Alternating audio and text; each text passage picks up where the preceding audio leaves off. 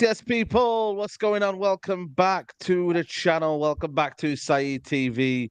This is your late vibe show on a Tuesday. No, yeah, Tuesday evening. Forgot the day then.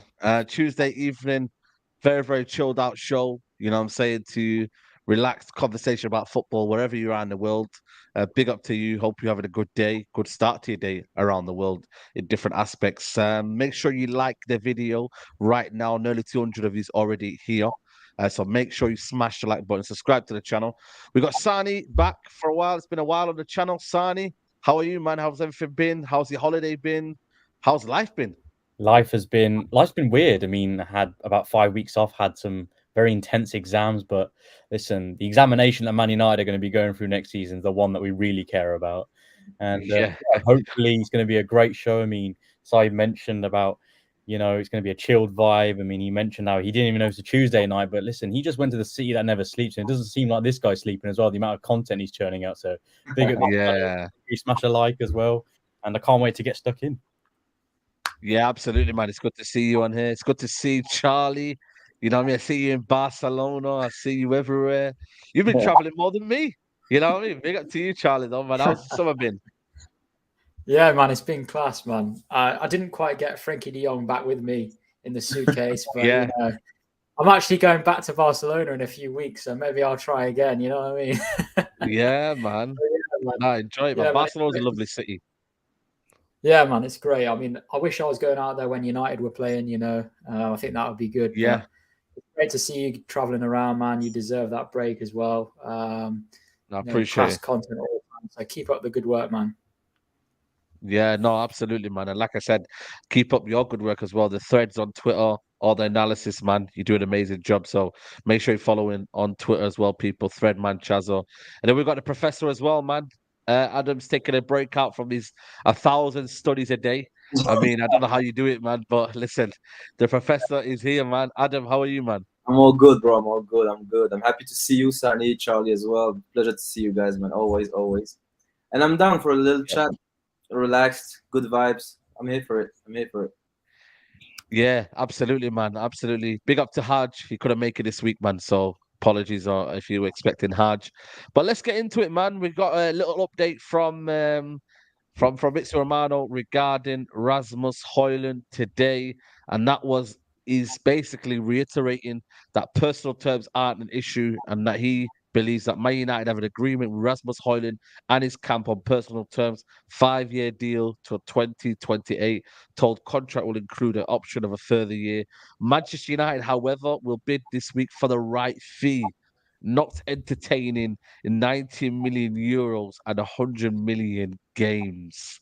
I think that's the first time maybe he's said that in terms of the way he's kind of expressed it. But Sani, Hojlund, should we be getting this done? How are your feelings towards this Hojlund deal? And, hopefully United have been doing it well so far. Onana, Mount, they've fairly got in, fairly quickish compared to what we've been used to.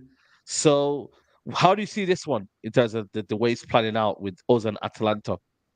Yeah, I think it's going quite well, to be honest. I mean, a lot of people were thinking, oh, this Harry Kane deal, we might end up hijacking last minute. But if we look at the package, for example, that we're going to be going for with Hoyland, max £60 million, that's what roughly the FX rate will come down to. 50 million, about, I think it's 13 million quid a year, which is funny because Mbappe is going to be getting that a week. But for Hoyland, that's not too bad.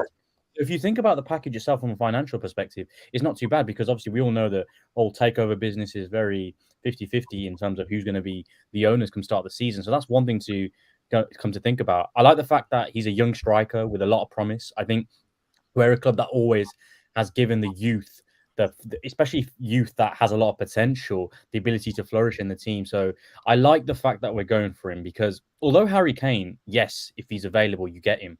For the money that Spurs are talking about, would it really be worth it? You'd rather invest in that younger striker who has a lot more potential. I know Charlie's obviously very, very active with his threads on Twitter. I know he's cooking up something with Hojlund, but Hojlund, I think, is the right player for Ten Hag style of play. No, absolutely. And you know what? Charlie. I've been a bit apprehensive only because I see United last season and the amount of chances we were missing, and I don't want to put Hojlund through that turmoil because I know with the fan base we do get impatient. I just wanted maybe a proven striker, but when you look at the market, it is not that great. But I've come to terms with it. I'm now with it. I'm now back in the situation, and I've watched him. The thing is with me, right?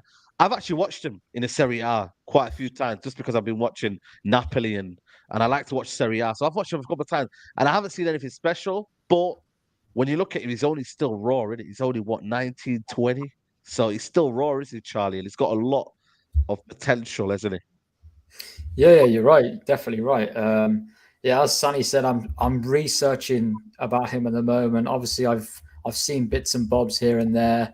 Sort of last season, I probably watched 4 or 5 games he was in. But when you're watching a game, it's not your team. Yeah. You've got it on in the background. You've got your Yeah. cup of tea or your drink. You've got your meal in front of her. You might be chatting with a mate. You're not properly concentrating on the game. So I've watched bits and bobs, but I'm sort of at the moment I'm sort of sitting down and probably studying him, watching a few games per week at the moment, a few full games because I think that's what you've got to do to judge him. But I think you're right. I think it's about potential. He's nowhere near a fantastic player yet. He's still very, very raw. He still has a lot of bad games, but there's certainly potential there. I'm seeing somebody. If you actually watch the way he finishes chances, the ability he has to sort of not just get in behind, but the pace in which he gets in behind, the pace he has over sort of long strides, the way he bullies defenders. His back to goal play is pretty good. So I'm seeing a lot of good things with Hojlund. In terms of the fee, I think Fabrizio reported that they want, I think, around 60 million euros. Was that the fee? Around 60 million euros? 60, 70 million. It's in between there, but Man United are only wanting to negotiate around 50 to 60 million mark. So between that amount, obviously they want around 70 million euros, which is around 60, 65 million in that aspect. So, Man United don't want to play games, but then Atalanta are convinced that Man United need a striker. And that's where the kind of stipulation is, if you know what I mean. Because we need we need a striker, and we're desperate for a striker. So they know that already. So that's why they'd rather get the extra 5-10 million that will make a difference for them. This is the Italian league that doesn't produce a lot of money, and especially wages as well. Yeah, well, I think we actually need 2 strikers, but I don't think we're in that. I don't think we're in the situation where we can buy 2. If we were in a good situation, I'd go and get Harry Kane and a younger striker, no doubt whatsoever. But it's obviously going to be Kane isn't it? Well, I don't think it's going to be Kane at all. I don't think Kane's a possibility at all for us, to be honest.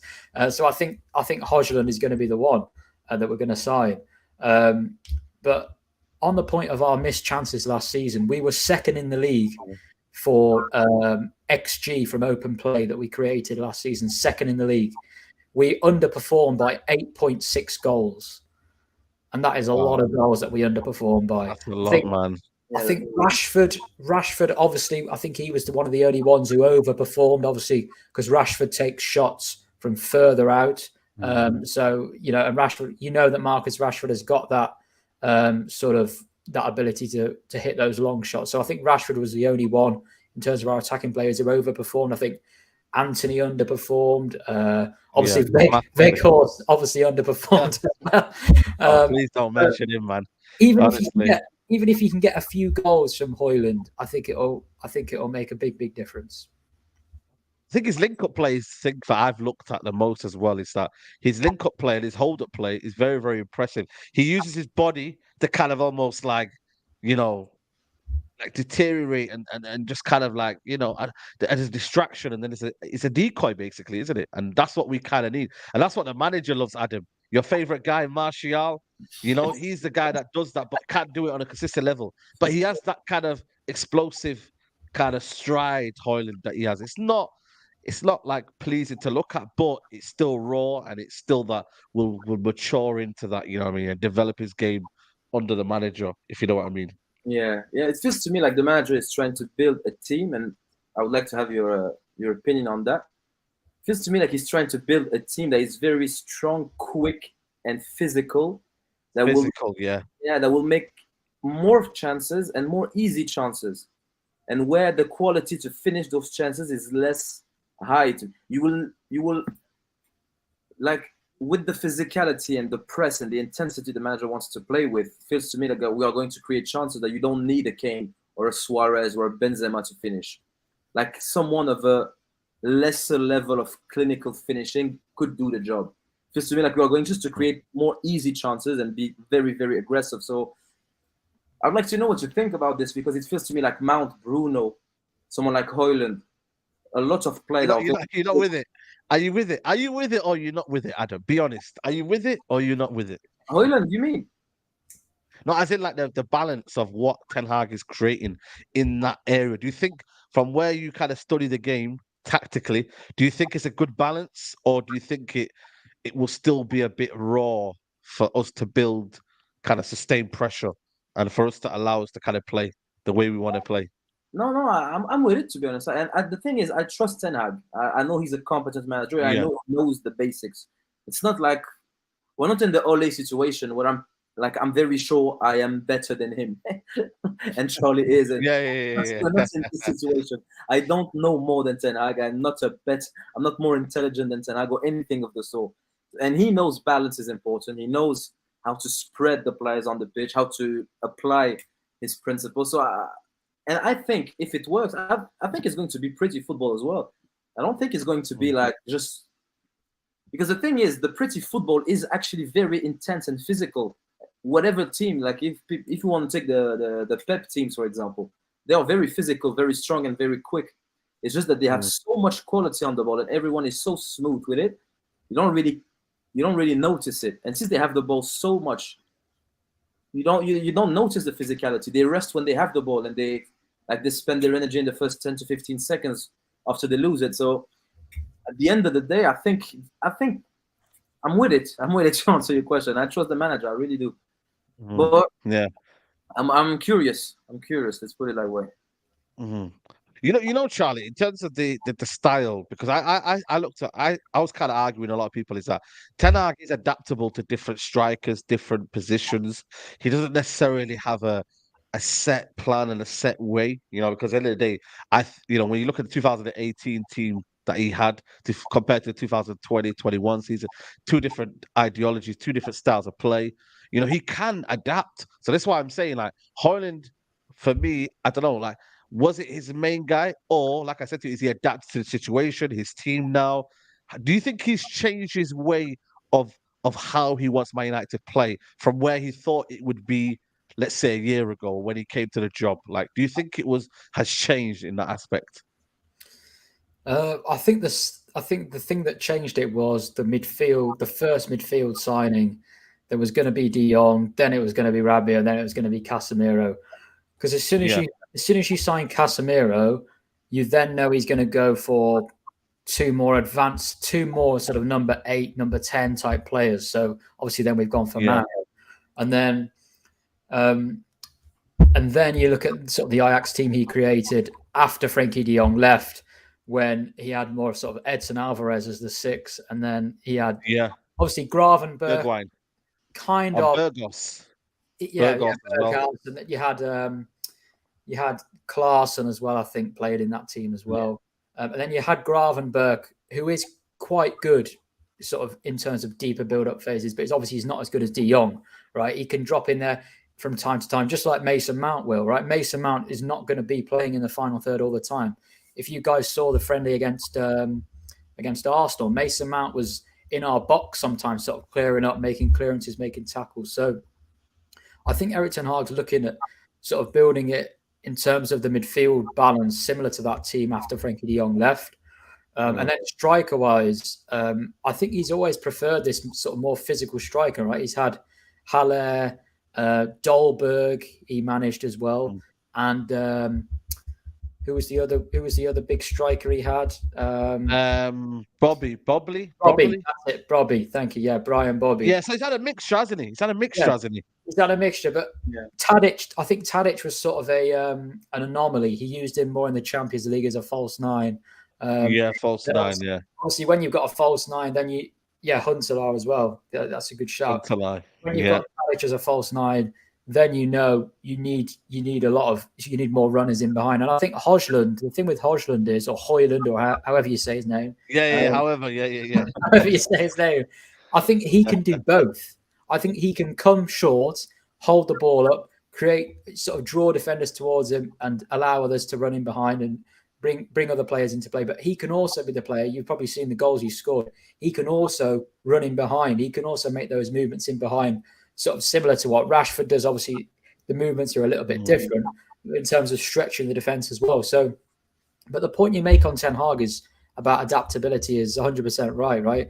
I've been reading, I released an article today on Ten Hag's biography. I've read Ten Hag's biography, and he talks, the exact quote is something like, one system is not enough anymore. You have to be adaptable. So that was actually a quote. He said, one system is not enough anymore. And we saw last season, right?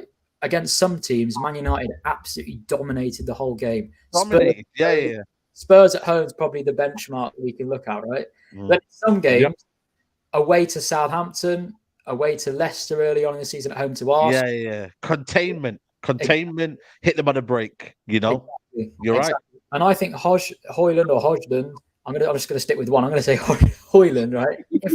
Hojlund, I think he can do both. I think he can be a part of a team that does both. Against a more settled defense, I think he's got the movement to be able to create opportunities for himself, even if the cross isn't that good.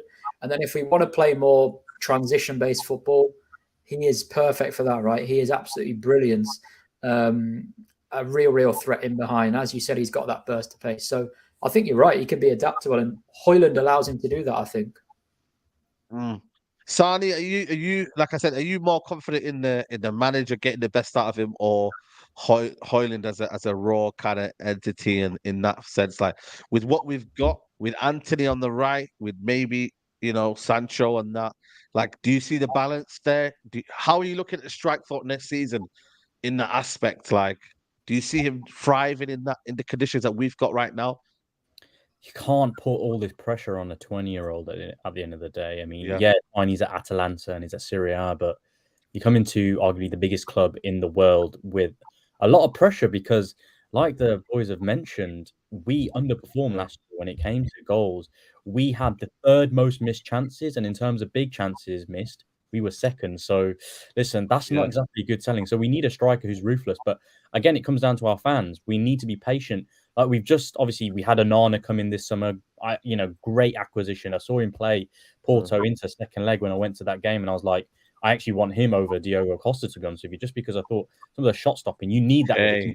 Yes, you need to play with your feet, but you need a shot stopper. And I thought if we're going to get rid of De Gea, you need to be patient with Onana or whoever comes in. Similarly with Hojlund, he's raw. He's a striker that, yes, has a lot of promise, but I think with our team going forward, it's a team that has promise. It's not really the finished article right now. So that's another thing that our fans need to appreciate, that right now, we're going to sign Hojlund, most likely. Let's be patient and allow that to happen. And it does mean that sometimes we're going to play Rashford down the middle. Sometimes, like we've seen in pre-season, Sanchez played down the middle against Arsenal, for example. It's going to happen where Charlie's mentioned about the adaptability. And when he kept talking about adaptability or perish, I thought it was Triple H or something, talk about evolution. I was like, what is going on here? But that's the thing. We need to be patient as fans and understand that Ten Hag's got a plan. We need to stick with it, stick with the team, and see what happens from there. Because like Charlie said, everyone thought Mount was going to be this more advanced attacking player, but if he's there clearing up, the balls in our own box, it goes so that Ten Hag plan. And I think I need to read this autobiography by the sounds of it, because Charlie might need to rent me. Might get my library card. He was a scout as well. In the book it says that Ten Hag was a scout. And this is why I'm like, this is why he's so meticulous about his signings now. He wants to take control at Man United, and obviously they've got John Myrtle in there to help him assist him. But you can see Ten Hag is leading the front on who comes into the football club right now, because he doesn't want a mistake of the past, but also he doesn't want a mistake of not getting the right profiles of players, because we've got a bloated squad of different eras, different managers. Mourinho, Van Gaal. I think, is there any place for Van Gaal still here? I don't know if there's any left. Van Gaal all gone. Who? Martial. Oh yeah, Martial. Yeah, Martial still here. Rashford still here. You put Obviously, Rashford in if you're going to Shaw. that, you know. Sure, yeah. Yeah, Luke Shaw. So we got managers from. Like, I don't think that ever happens at any other club. I don't think for me, a player survives on 2, 3, 4 different managers. Only at Man United it does because of the way we're not ruthless or the way maybe they kind of perform when it needs to be, and they get found out in the end. I don't know, but and obviously we're not good at selling. So in that aspect, he's having to do that, and I think for me, you got to give it to the man. He's trying. He's trying to do something. You know what I mean? You just got to hope that, like I said to you, it clicks, and it's a gamble for me, Hojlund. It's a big, big gamble because again, you're only bringing in one striker. Had Harry Kane come through the door, different question, mate. I'd be like, you know what a player to learn on, what a player to give that time. But it is going to be Hojlund on its own. But that's just the way the market's going, guys. There's no other options, is there? Agree. You know? Yeah, I agree. I think I would have wanted 2 strikers. I think I would get Harry Kane because Harry Kane is what, 31, 30 years old? Just turned 30. Just turned 30. 30, okay. So, and Hojlund is very young. Like, is he what, 20, 21? 19, I think he is. 19. He's 20. Hojlund's 20. Oh, he's 20 then, okay. Exactly. And you get them both. Seems to me like a very, very good decision because you cannot want to buy young players and want them to be good now. Like, this is not how it works. Look at Vinicius Jr. now. Everybody thinks he's one of the world's very best, and I think he is. But when he just got to Madrid, he got a lot of smoke. Yeah. He was very young. They wanted him sold, man. Exactly. Look at Rashford. Like, Rashford right now is what, 25? Now he's starting to play 25, like he had one good goal scoring season last season. But the years before that, he's been shocking, if we're being honest. But I expect him to get better with time. And Jadon Sancho is 23, Anthony's 22, something like that. Wingers, you can expect them to get better at 25, 26, 27. And just normal to when they get there. Now you can expect them, but you need to get them on a learning curve. You really, really need to do that. Because when you spend 80 million for this player, like 75 for Jadon Sancho and 85 for Anthony or whatever the price tag, you're not actually paying for the talent or seeing. You are paying for what could be. So this is why you spend a lot of money on young players, because they could be something different. When PSG spent 180 million pounds on Kylian Mbappe, it was not because he scored X goals in the Champions League in one season. It's because they said, look, he is young. He could give us that many years and reach that level. So the thing with Hojlund, maybe it's a gamble. Maybe it is. But you are paying for someone that could actually be very, very good for quite a long time and got a physical specimen as well. And also, Adam, we don't want to lose another talent that comes through the door. We don't. We've missed out on Bellingham, supposedly. We missed out on Haaland. We missed out on who else have we missed out? Prodigies that we think could have been. Camavinga. Yeah, Camavinga. Yeah, that's another player. Anyone else that we missed out on that you thought, wow, like United should have got? Well, the players we both actually talented that didn't get to the level they were supposed to. Martial didn't get to the level he was supposed to get. Now he's 27, and he should have got to that level, but we didn't plan, and we didn't have any plan in place. It's just embarrassing. Yeah, and that's Caicedo, Caicedo as well. Yeah, Caicedo's a good. Julian Alvarez, we didn't go for him. Oh my God, man! I would have loved Alvarez, man. Oh my God, I think one thing that is interesting with what Adam has mentioned is with Vinicius, for example, though, when he went to Real Madrid, yes, he got a lot of stick, but he was very, very fortunate to have the likes of Benzema, Kroos, Modric there. Iconic, legendary players who have that know-how. And I think if Hojlund does come in, then the issue that he has is there aren't that many of those sort of characters in our dressing room yet, which goes to show that a lot of the work is going to come from Ten Hag. So, again, this book definitely needs to get read because he might end up helping me with my exams going forward or something. Because, and you know what? You know what? Another thing that does my head in, to be honest, is I'm a bit fed up of young players. Look at the impact of Martinez, the impact of Casemiro, the impact of Varane, the impact that someone like Onana is going to have, is expected to have. We need to bring in some men as well. Need to. Yeah, I agree. Yeah, Ronaldo wouldn't have that progression at United if he didn't have Paul Scholes and Keane and like proper players next to him and around him. And the same thing with Rooney. Although Rooney and Ronaldo are built different, like they were. Now Rashford needs to be that guy now. Rashford needs to be that guy now. He's 25. Yeah, got Bruno. I don't think he has the mentality, the personality for it, and he's young. He's got to build it, man. He's got to be the guy to help these young guys, man. At 25, Wayne Rooney was helping these players. I know I'm not comparing Wayne Rooney to Rashford, but Rashford needs to step up now and put an arm around players' shoulders and say, listen, I'm going to help you and I'm going to do this and whatnot, and and kind of go like that. Rainer saying here, maybe we could do a swap with Atlanta. We give them Eriksen and Antony. We get Hojlund. You know what? I want to keep Antony, man. I think I know it's wild. A lot of people are doubting him already, but one more season with Antony, man. Let's give him the platform, man, because it's a big season. I still think he's got the attributes to succeed. It's just consistency and knowing his style of play.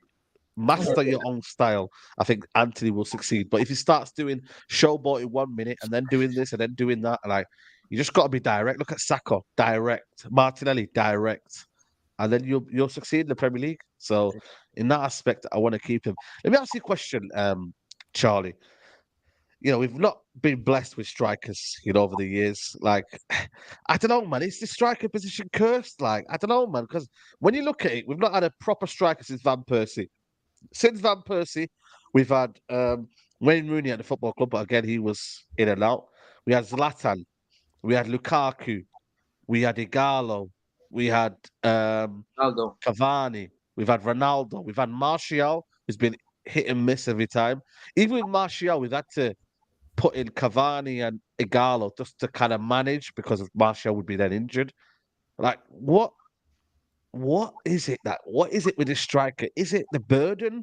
Is it the fact that we've never built around, we never built around Paul Pogba and we never built around so many players? Like, what is it with our strikers, man? Like, we just can never seem to find a number 9 that can stay for at least 3+ seasons consistently, do well, I think it's a multitude of factors. I think the first thing is the constant changing of manager, which is not a problem in terms of the managers that were sacked. Sort of the managers deserve to be sacked, really, if we're being honest. Obviously, Van Gaal was a bit harsh after the FA Cup. But still, then you look at Jose, where we were sort of with Moyes and Ollie. Should have gone, I think, before he was sacked, but he was still sacked. He should have been sacked anyway. But I think it's more a lack of planning from the top. Yeah. I think it's constant change of sort of manager and coaching, and I think it's I think it's poor recruitment. I think it's really, really poor recruitment. Like, facts. Why are we signing strikers that are past their prime all the time? Why do we keep doing it? That we brought Ronaldo back. Now, I saw a tweet the other day. Was it worth bringing Ronaldo back and all this? And people are saying, and obviously people are saying like, just for that first game against Newcastle, yes. Just for those goals against Spurs, yes. Special, yeah. If we're being honest, it was a completely terrible decision to bring him back. Yeah. Disaster. It really was. And like, why? Who is in charge? Was it Ollie that wanted him? Rio Ferdinand was putting out tweets, and did they have an influence? Yeah. I think Ten Hag will do this. He'll close noise from the outside, and he'll just focus exactly on what he wants. And I think Adam's right in terms of sort of blending the older lads in with the younger lads. And I think Ten Hag will do that. Do that. If you look at his Ajax teams, he's always had a couple of really experienced players. Sort of Daley Blint's been in there. Anana, obviously, I think he was about 25 at the time. He was quite a mature player. Shona as well. Who's that? Shona in midfield next to De Jong at the time. Yeah, he was 30 as well. Yeah, he was quite young. Blint, Tagliafico. He had some more experienced players in there. So I think Ten Hag will get that right. And I think Casemiro, Varane, and Martinez are probably the 3 biggest sort of. I wouldn't say Varane has got as big of a personality than the other 2, but I think Varane still brings something with him as a player. Yeah, something serious about him. Yeah, something serious. Exactly. So I think we could maybe do with adding another one in there. And I think Amrabat, obviously I still need to do more research on him as a person, but I imagine Amrabat, I think, was he the captain of Morocco or was he the captain of Fiorentina? I think he's captained his team before. I think he has captained before. Maybe somebody can let us know on that, but I'm sure he's captained somebody before. So I think Amrabat will bring something as well in terms of that sort of experience and know-how. He seems like a good pro. So yeah, I think Ten Hag will get it right. I do. Yeah, no, 100%. You're right. Dayan Derb says here Benzema's mentorship is suspect. He was caught telling other players not to pass the video because he harmed the team. Yeah, listen, they've come a long way. I tell you that. From where they were, at the start. But now, listen, the relationship has been crazy ever since. So maybe he needed that moment to kind of change it all. So fair play to him. But you know what? Like I said, Sani, it's one of them situations where the striking situation, it's a big one. But like I said, if he starts off on fire and he just, he kills it. There's no pressure, but there's also pressure at the same time. But it's how you view it, innit? It's how he views it. It's how the manager views it. He might not be necessarily playing every game. It might be Rashford to start off with, and then we go from there. Like I've got this feeling that Hojlund won't be the number 9 to start off with. It will be Rashford, and then we go from there. And then he kind of integrates to the team slowly in that aspect. No, I think that probably works. To be fair, I mean, let's be fair. Putting that much pressure on Hojlund's a lot, but going back to like the striker thing, if you look at all the strikers, let's say even from Van Nistelrooy when he was there, once he went, then we tried the whole aspect of having that fluid front three with Rooney, Ronaldo, and Tevez, and after that Van Persie came, and then after that it was sort of big names if you think about it. Falcao came on loan, you had Lukaku, you had Ibrahimovic. Other than Ibra for that one season, again he was old. These were big names, so there was a lot of pressure attached with him. The bonus for Hojlund is the only pressure he'll have is a price tag potentially. But if we get him for, let's say, £60 million, I don't think there's that much pressure with that price tag, especially given the market right now. If Conor Gallagher, bless him, is going to be going for nearly 45 million, then Hojlund at 60 is a steal, to be honest. So I think that's not really an issue. But Amrabat, I think that's a pretty shrewd signing, if I'm being honest with you. Yeah, absolutely. Given like what we need as a team, he's massive. And what I think is really nice with him as well is if you look at his long balls per 90, he was the second most accurate player in Serie A. And like a lot of players, especially in Serie A, they like building out from the back. So you expect your defenders to mostly have those accurate long balls. Obviously, he's going to be dropping a bit deeper. And if we play on the counter, for example, sometimes, because we naturally will, especially if we're going to be playing Rashford down the middle and allowing Hojlund time to bed in, it means that sometimes a player like Amrabat in that middle is going to be great. The way he eases pressure off, we saw that in the World Cup for Morocco, but even for Fiorentina, he's a big reason why they made the Conference League finals. So that's a great signing if we manage to get him. I mean, there's sources going around on Twitter. I'm quite new to Twitter. A lot of people say tier 99. Yeah. I don't know the differences. Like, I don't know what these tiers are all about, but if we get him, the tiers have just they've gone downhill now, man. It's one of them where there's always a new journalist and he makes a name for himself, and then it kind of goes from there. There was a Moroccan guy last night, Adam. I don't know if he was online yesterday, but he came out and said it's done deal. And I was like, brother, man, your journalism career is on the line here, man. You can't say it's a done deal. I saw that. Yeah, I saw that. Yeah, man. He said it was a done deal. People were saying to me that because he's from Morocco and he knows people and whatnot, it might be kind of true, etc. But yeah, man, Amrabat is your guy, your countryman. Man, it would be a crazy feeling for you, man. Your countryman like be playing for Man United. Absolutely love him, man. He's not only do I like him because of course I'm proud, but I actually think he's a good player. Let the bias put the bias aside. I think he's a good player. For that price, I would be very, very happy if he was like from whatever country, to be honest.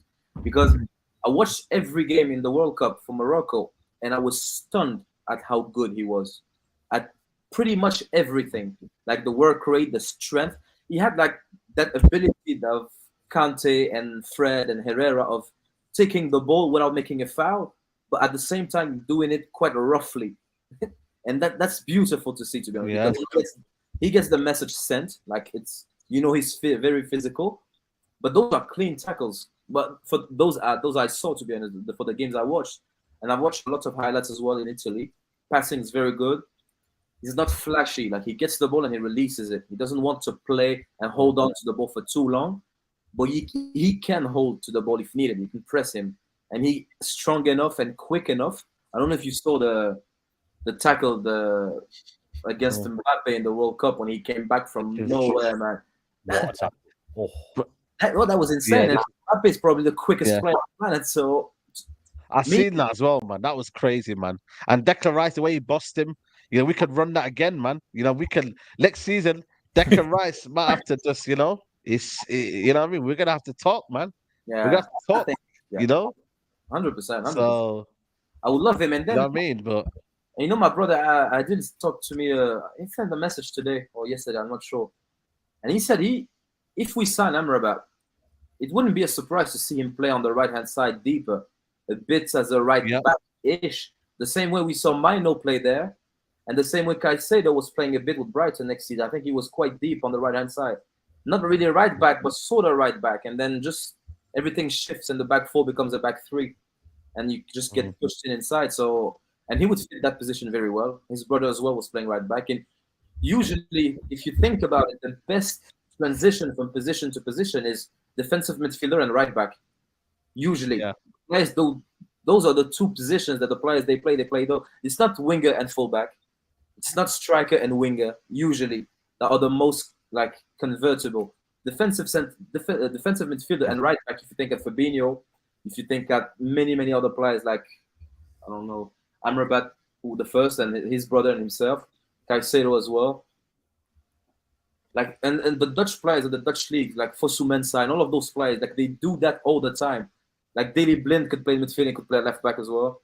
So he brings us like first of all depth and as well a lot of quality, I think. And he's Moroccan, of course, so that's Do you know what, Adam? Your brother sent me a message.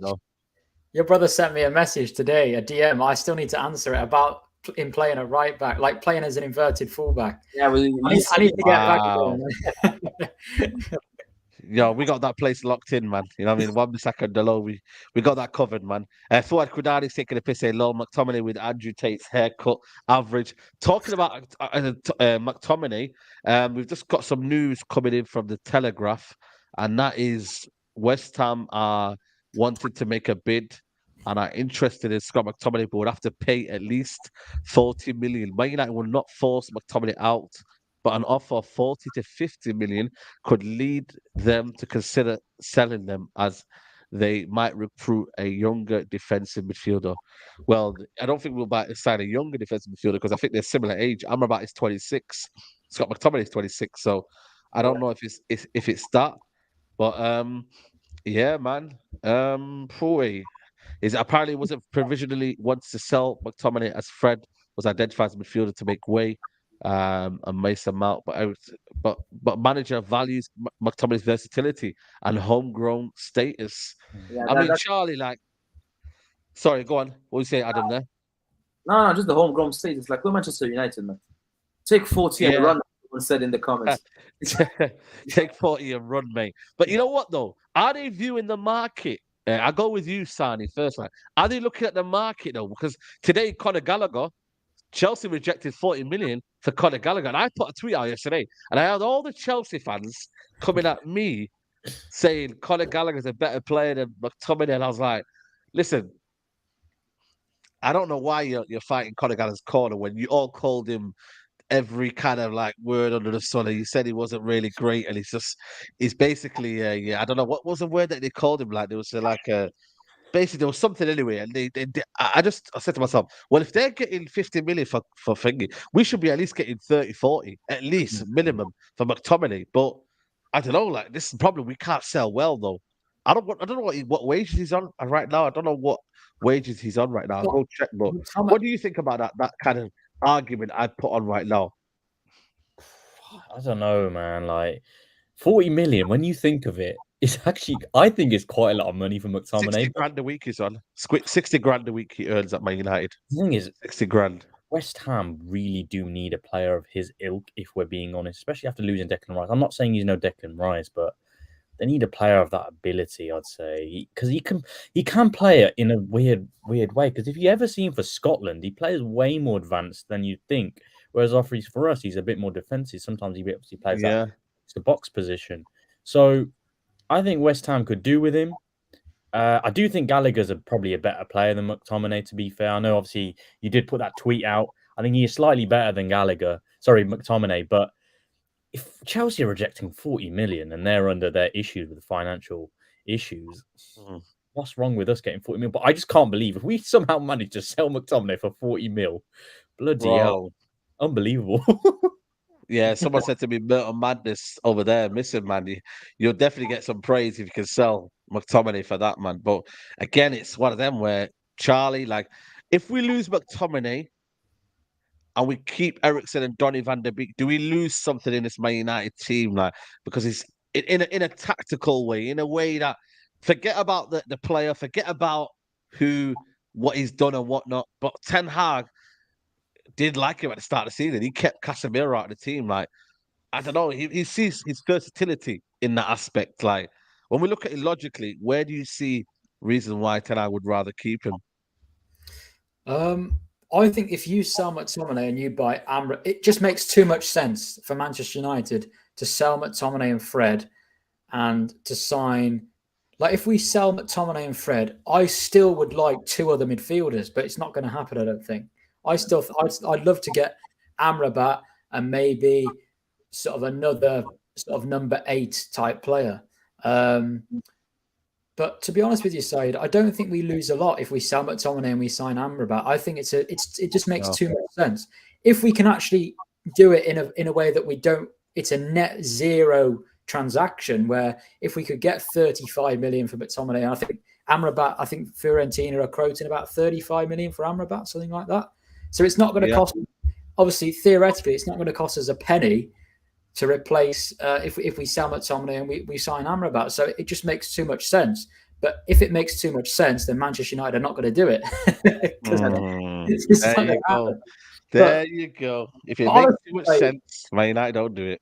Honestly, when you said about Donny as well, I forgot about him. I don't think I don't think anyone's going to buy Donny. I think the only sort of offer that will come in is another loan deal, but I don't think that's really going to help. I don't think that's going to help Donny because I think like he did at Everton, I don't think he really got didn't really get obviously a lot of games. He didn't play particularly well. Donny might just think Charlie, because if the team doesn't have a jurisdiction to play Donny, he's on loan. So it's not as if but if you buy him, you do have that kind of onus to play him because they're like fans are like, we paid money for him. So that's where we're sticking point with Donny van der Beek as well. Yeah, because it's just, oh my days, man. It's sad. Someone said in the comments about Kobbie Mainoo, and that is a good point. Like, from what I've seen from Kobbie Mainoo, not just in pre-season, but before as well, I think this kid, I know sometimes we can get carried away about our academy products. I'm not somebody who does get carried away. I don't sort of get too carried away with these players, but I think Kobbie Mainoo and Garnacho are fully worth putting into that first team and embedding them in slowly. I think they are 2 of our best products that we produced in the last few years. So that is a good point. If we sell McTominay and Fred, and if we bring Mainoo into the team and sign Amrabat, that makes too much sense to me. It just makes too much sense. But like McTominay, I would say I would take £30 million for him. 100%, yeah. I would say, and I think that's a fair price because I think, although I don't rate McTominay too well, I actually think McTominay looks a lot better in a more advanced role. I think he's got an eye for goal. Like we can all be honest here and say McTominay's not good in the third phase. He's not good in his the final third. Yeah, he's got better attributes. Probably one of our best shooters. He's probably one of our best shooters, which sounds crazy, but he's probably got one of the best technique. He's probably got better technique than a lot of our attacking players, the way they finish chances. But man. Yeah. No, 100%.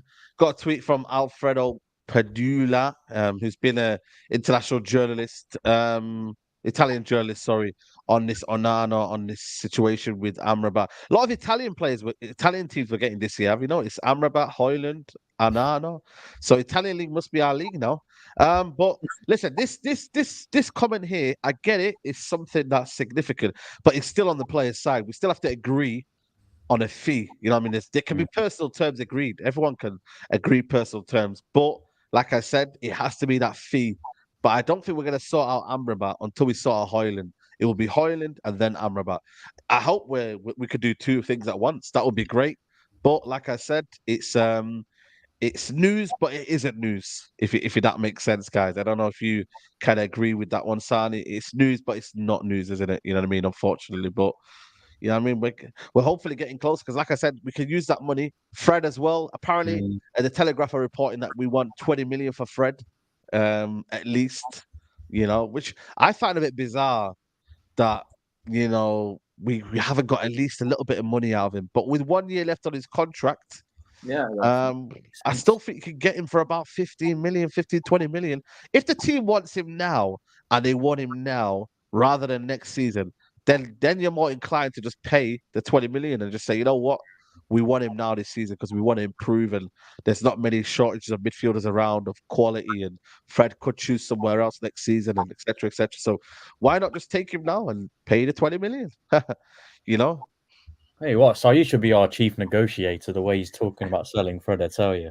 Bro, I'm telling you, man, they don't want me there, man. It's one of them, man. It's sad, but that's just it's one of them where the club have got their own way, haven't they? They have got their own way. I I think one thing, and Charlie did hit the nail on the head with this one. If we do decide to sell said players, we need to have pretty good replacements because Ten Hag showed last season. Granted, some of the runs in the cups that we had were favourable in terms of teams, but you can only beat who's out in front of you, right? He seems like a manager that likes going deep in these competitions, and you need a squad for that. And if we keep selling some of these players who, fine, I'm not saying McTominay and Fred are first team quality, but sometimes they can do a job in games where we need to rest our more proficient players. Our players are going to be playing more games. So, listen, if we can get replacements in, then fine. But Kobe Mainu, what did you call him the other day? Did you call him the Stockport Iniesta? That was a little jibe on Man City fans, but the Man City fans have run with that and they're a bit emotional at the minute. I was kind of like teasing them, but like I said, Kobe Mino might be a player, like I said, that might be used a little bit more this season. You don't know, but again, it's a lot of pressure to put on him. You know what I mean, to be starting. I think part of a squad, I think he could be perfect, but maybe not as a first team kind of player. Like I said, it's one of them. He's a terrific player. What I like about him, though, is he's so intelligent at a young age. Adam, the fact that he's just so receptive to everything, and he's so, he just gets it, man. He gets his role. Like it's very, very hard to find a player that age that understands his role. It's mad, isn't it, when you think about it? Yeah, because it's a difficult position as well. Like it's a spot on the pitch that requires a lot of maturity, calm. You need to scan the pitch. You need to be aware of your surroundings, which is why Fred being a midfielder is actually like a hell of a miracle because his awareness at times is just funny. I like Fred. I just think he's hilarious. But going back to Manu, I like what I see, to be honest. Of course, he's young, and of course, it's a position that you get better with age. Unlike, I know I said earlier, wingers also get better with age, but attacking positions are not like midfield positions. It's very, very different. It's difficult. You need to have the work rate, the patience. And another thing, midfielders, I don't like midfielders that want to flash and like show themselves too much. And for his age, to not be showboating as well, that's very impressive. Like, I really, really like that. He's calm, gets the ball, moves it. He's focused, very, very concentrated, and I like that. Really, really good. Of course, I want him to be part of the team, but as Sani said as well, it's a lot of pressure, and you don't want to rush and like break that talent. Slowly, one thing at a time. And he will get there because he's very young. He's 18 years old. If we get a player at 26, which is in 8 years' time, that would be very good. Because if you think about it, Modric signed for Madrid, he was 26, 27. So he still has a lot of time until he reaches like a few levels up again. So, yeah. But of course, like you said, Sani, that's a good point. We need to have bodies. Like when we go into competitions, we need to have squad and we need to have depth.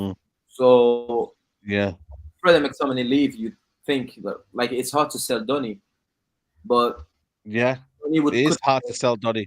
That's the one I'm kind of like struggling to kind of give a reason to kind of believe in him. Another player that Charlie Martial, the manager, talked about him yesterday. You know, what do we do with that Martial? Like, he's not going to get sold. I think he's going on a free next summer. His contract runs out next summer, doesn't he? 2024. But he does. Does he have an extension for himself to extend it one more year? I think on the player's side, he might have an extension on his side. I don't know if it's on the club side, but with 1 year left, is it just kind of like just go with the motions and just him being part of a squad and then just enjoying him while you can, and then next summer he's going for free, in a sense. I think we've got one hope, Saudi. I think Saudi's probably your only hope.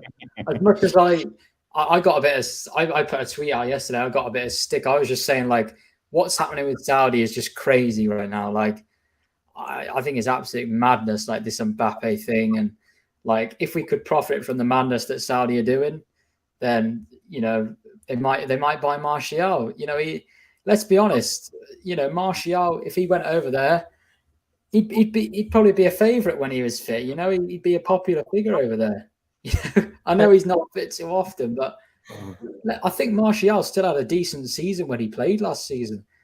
He still had a decent season. Although I think he's really... minutes per game, he was good. But the problem is though, like, I think that stat is very, very flawed, because it's like, I get it, you're good while you're there, but then on the basis of how you're trying to manage that compared to a player who's been playing more games but got less goals in that time, but it's availability now. You're judged on availability as well as a player, man. You can't just be saying, "Oh, well, he scored 2 in that game, but didn't feature in the next 20, but therefore he's got a better stats than this guy's played in." You know what I mean? Like, you get that.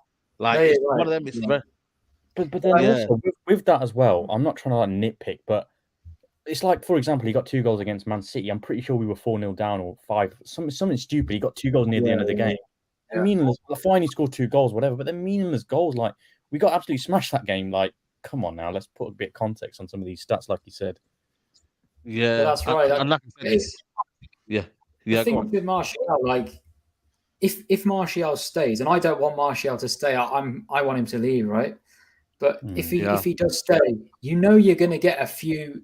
You're going to get a few goals from Martial, and you're going to get a few decent performances. But the issue is, we've seen this over the years again and again and again. We're holding on to players for too long. What's Martial on? Is he on 250k a week, 300k? Yeah. 275 or something around that. I mean, you're literally paying him £1 million a month. And how many games is he going to play in that month?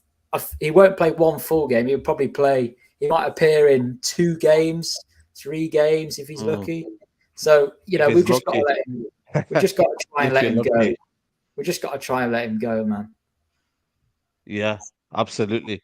Listen, I think for me, it's one of them, like, everyone's assumed with me over the years that I've been Martial hater, Martial this, Martial that. I'm just like, Martial, I'm disappointed in you, because you're just always injured. And that's not a dig at him, but it's just a dig at the situation. Yeah. And every time I get hyped up about Martial, and I'm like, yo, there was one day I did a fan cam, right? And I was like, please give me 3 months of Martial. I think it was a game against Sevilla, and he had the man of the match performance. I did a match reaction, and I said, this is Martial is unbelievable. I gassed him up. I said, yo, man, when he's fit, he's unplayable. But then I said, I said, give me the next 2 months, stay fit.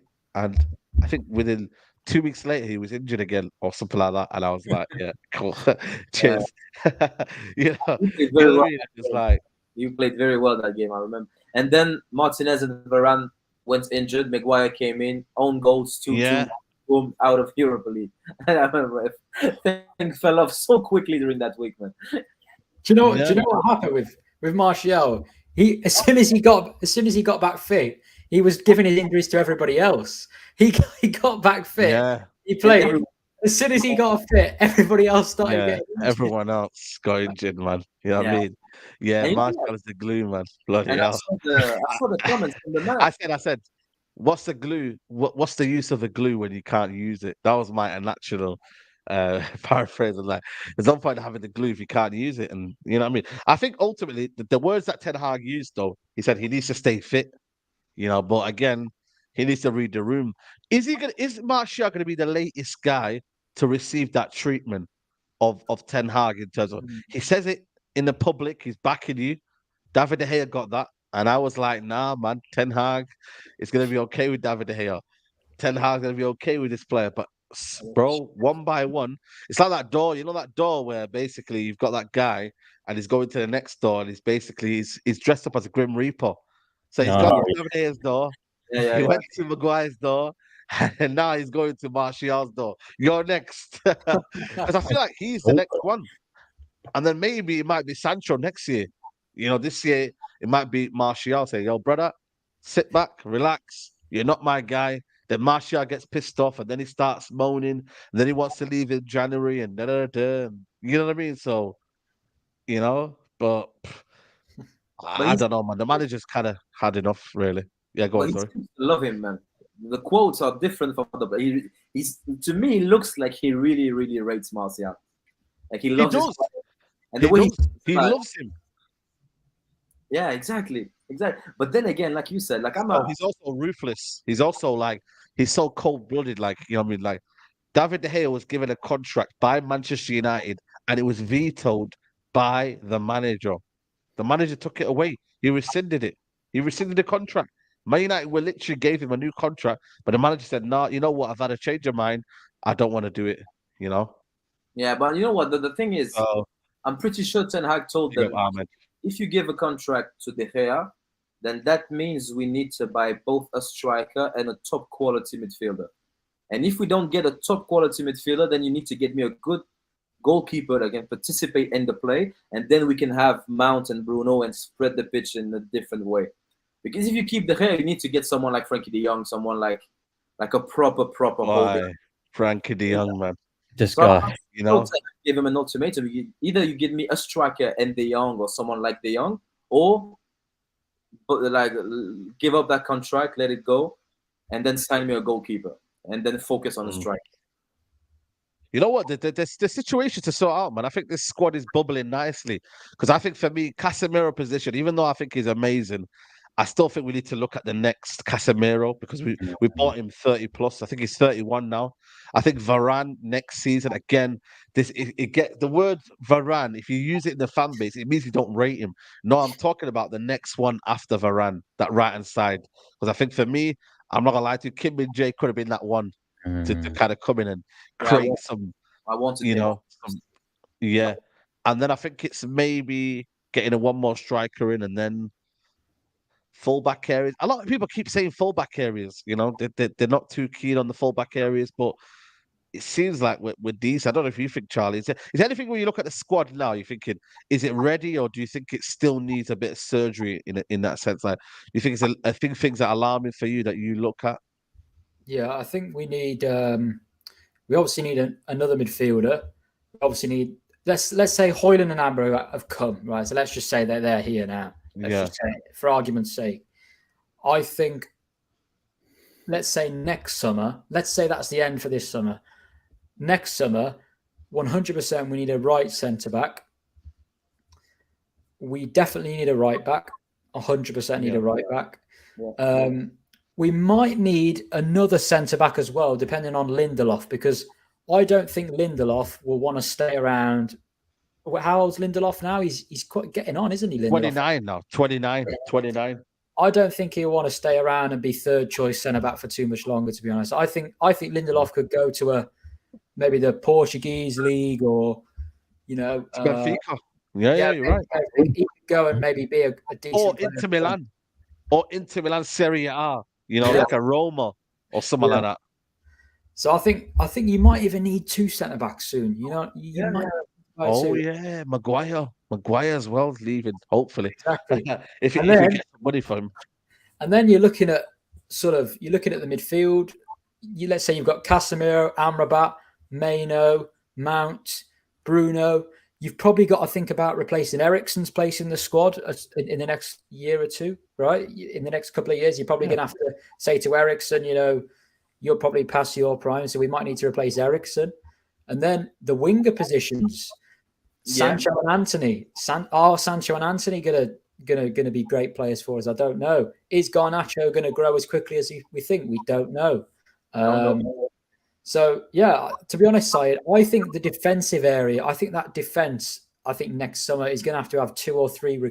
If we don't sign a centre back this summer, I think 2 or 3 signings need to go in that defense. A couple at centre back and a right back, definitely. Yeah. No, you're right. You're right. I think you're right, man. Big up to Rainer saying, admit John Mertens doing the madness, especially under the takeover. Bro, come on, man. Listen, this is the least we got. You know what it is as well? I don't want people to gas this window. We're not getting a world-class striker. We're not getting a striker that's proven. You know, Mason Mount is what the manager likes, and I don't think it's what the whole kind of fan base was leaning towards. I don't think me personally. Onana, very good signing. Amrabat, good signing as well.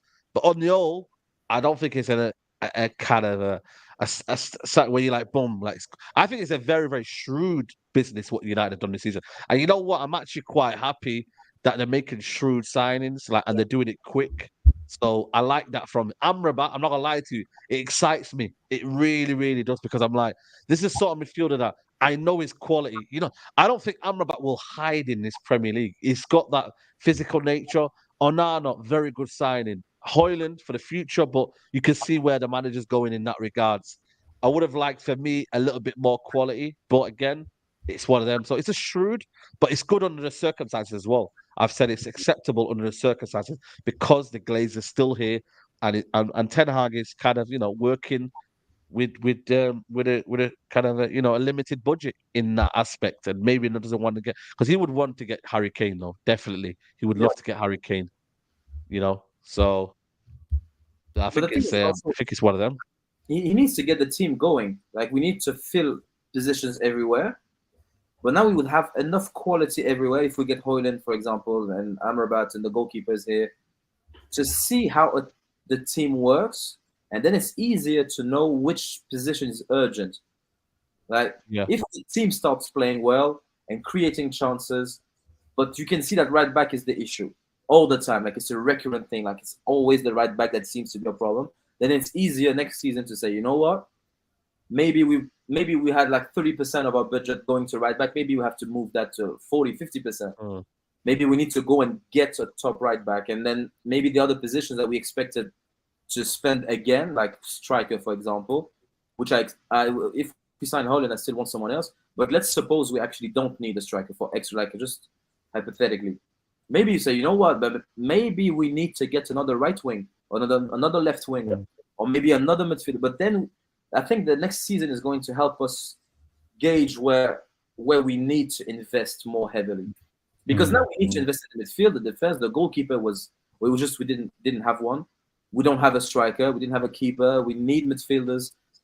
So now a little bit everywhere, it will be easier to know what's very, very important to get for the next season.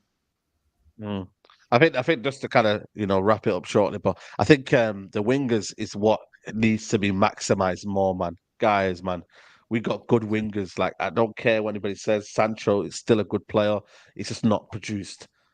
Antony is a good player, but not produced. Garnacho, good player, is producing. Rashford is producing. You got Ahmad there. Hopefully, he gets back from his injury. And then obviously you've got Pelestri, who again, you know, might be used as well. So we've got wingers. It's just that they're not scoring goals, and that is the problem. If they score goals, bro, you know how much this team just elevates in that aspect. Like, if Antony and Sancho can get 10 plus goals, even just for me 10, both of them get 10 each, and then 10 assists maybe. If you spread it across that, I think you just improve tenfold, and that is where, you know, I hope they do, man. Big Ben says, "Do you guys see Ten Hag staying long term?" I think so. I think this is a massive club. I don't think he's got a bigger job than this. Let's no disrespect to Ten Hag, but this is his biggest job. So I think he stays. I don't think anyone else. Bayern Munich, I don't think they come for him. Nobody else really. The only place that he could, I think, go after this maybe is the Dutch job. I think, because I mean, I don't know if you've seen, but obviously they got Koeman back in and they got absolutely smashed in games. And the Netherlands job's always been quite a romantic job because of the whole Cruyff thing, total football. You know, Gullit, Van Basten, all the talent they've had in the years gone by. They haven't really won a trophy. There's always the bridesmaids, never the brides. But I think you're probably right. Ten Hag seems like he's going to stay here a while. But just going on to the wingers, for example, I'm not trying to compare and contrast, but sometimes, we're in the age where it's inevitable. But if you look at Man City, for example, last season, after Haaland, Alvarez was their next top goal scorer. Then it was Mahrez on 15. Foden got 15. Gundogan got, I think, double figures as well. So did De Bruyne. They're getting goals from their wingers as well. And obviously, that's just from the statistical aspect. And obviously, when you got players like Grealish performing like they do, that's what we need. Because the problem sometimes with our wingers, fine, I agree, they do need to have output. But if you don't have output and you're not even playing well, that's when the issues are going to start arising. That's when you have games where, I'm going to be honest with you, there were so many games last season. I mean, Charlie could maybe attest to this as well. Maybe you as well, Saeed. And of course, maybe you, Adam, to the games that you went to as well when you came over. But there's so many times when you'd see Sancho especially play, and it'd be so frustrating because you'd be like, there's such a good player in there, but you're just not showing it. Never mind the goals and assists, but you're just not showing any output. And that's the most frustrating thing. And hopefully we see something this season because, it's a new season. Everything that's happened in the past has happened. Let's hopefully see the Man United that we hopefully want to see going forward and go from there. Yeah, I think. And there you go, people. Yeah. Go on, Adam. Sorry. No, just to think. To get the best out of players, you need to create space, and how you create space differs from a system, a formation, a manager to another. So players like Sancho, I think he's a very intelligent player, but he knows that he can't just make something happen like that out of nowhere. He can't just go and dribble, because when Rashford does it, we are angry after. Moaning. Yeah, we're moaning. That's true. Yeah, that's true. He does it, and we are not happy with it, and then he shoots, and we are not happy with it. But then we want Anthony to score 10 to 15 goals, but we don't move the ball well enough to create space. We can score easy goals. So then again, we need to make the whole thing a bit more logical. That depending on how you play and what formation you play and you pick, the goals. Your objective is to create space. Regardless of how you do that, you can defend and be compact, and then the space is behind the back line. So when the opposition loses the ball, you exploit the space in behind. Or you can play with the ball, and then you exploit the space by making the pitch big and making a lot of passes. That's how you create space. Because if you put Kevin De Bruyne in our team and we don't move and we don't pass, he doesn't have the space to actually express that quality of pass he has. So the very important thing is, how do we create that space? And once we start passing it because we want to play with the ball, then you can expect Sancho and Anthony and other players to do much better. Because I don't want Sancho, Anthony, and all of the other forwards and Garnacho to start doing what we criticize Rashford for doing. Because then again, we have a situation where we are not happy with any of the forwards, and we need to stay coherent and consistent. I cannot criticize Sancho for not doing what I criticize Rashford for doing, and vice versa. So I think it's complicated. People need to know what they want. There needs to be a balance. There needs to be a balance, man. And I just hope they find it. And they've also got to communicate as well with each other, man. Like these players, I don't know. Sometimes I feel like they don't maybe trust each other. In that sense, I don't know. Maybe they need to just trust it. The City, I think Grealish and Foden, these guys, they trust each other. Saka, Martinelli, they trust each other. Like I don't know if I'm not gonna lie to you. I don't know if some of them just want the glory for themselves. Like I don't know, man. I just feel like sometimes do they want it for each other? Do they want to be like? Do they want to help each other? Like, because maybe if they get one goal and he doesn't get one goal, like, oh, I've not done well today, so I'm not going to play. Like, that's where it gets very, very sticky. So it is what it is, people. But people, I'm going to wrap it up here. I'm not doing the watch along, guys. I'm not going to lie to you guys. 3:30 is too late for me. I'm going to do the Real Madrid game. I'm going to do the watch along for the Dortmund game. But guys, I respect the under 21s. But bro, 3:30 in the morning. Hats off to anybody who's staying up and watching that. It's good for the people in America because then you guys can watch it at a nice time. Yeah, but in the UK, I can't lie. I bottled it and I can't do the under 21 game. Are you guys watching it? Anyone watching it here? I'll work tomorrow. Yeah, so guys, anybody that's watching it, fair play. Big up to Dan Gore, got a new contract, Reece Bennett as well. One of my friends as well, Reece Bennett, big up to you. And also as well, hopefully the kids show up, man. Is that the actual League Gunner in the chat or is that a fake League Gunner? But yeah, nah. Nah, listen, man. I'm not ready for that, man. I'm not ready for that, man. So big up to everybody who's here. Sally, big up to you, man. Thanks for coming on, mate. Thanks for having me on again. Can't wait to see what the new season unfolds for us, guys. Yeah, man, definitely, man. 2.5 weeks left, man, till the season starts, man. So it's getting there, man. It's getting there. Adam, big up to you as always, man. Back to your studies now. That's it now. You've had too much fun now. A pleasure as always, bro. Always. Big up, man. Big up. And also, Third Man Chaz, it's been a while. I'm looking forward to that. To the thread you're gonna do and the piece you're gonna do on Twitter, man. So let them know where they can find you. Yeah, man. Just Threadman Chezza on Twitter and YouTube. But yeah, man, I'm not stopping up for that game either, to be honest. But I think that is it. Is it 1:30 tomorrow? The day after Real. Respectable. Yeah, you can stay up. That 3:30 is a bit halfway in between, isn't it? Like if it was 5:30, I might go to sleep and wake up at 5:30 and just carry on with my day. But like 3:30 is a bit in between. But 1:30's good, man. I think I'm going to watch that. That would be good against Madrid. Madrid, yeah. You get me Bellingham, you know what I mean? Hopefully Casemiro can put him in his pocket, you know what I'm saying to you? And then we can run with that. You know what I mean? You know what I mean? So yeah, man, let's run with that tomorrow, man. But yeah, man, me and Mike says, what a bunch of bottlers stay up and say, listen, you know what I mean? You couldn't even pay me in the world. Like it's one of them. That's my cutoff point. I'm not normally a late sleeper, but if I do stay up here, my cutoff point is about 2 a.m. So if you got me till 2, once it goes past 3, that's when it's like squeaky bum time. That's when it's like, damn, man, you really stayed up late, man. I used to do that back in the day, but now, we're old man. I'm an old man now, people, man. So allow me in it. But people, we're out. Take care. I'll see you Monday. Actually, tomorrow I'll see you 1 p.m. Show with James Redmond. See you there, guys.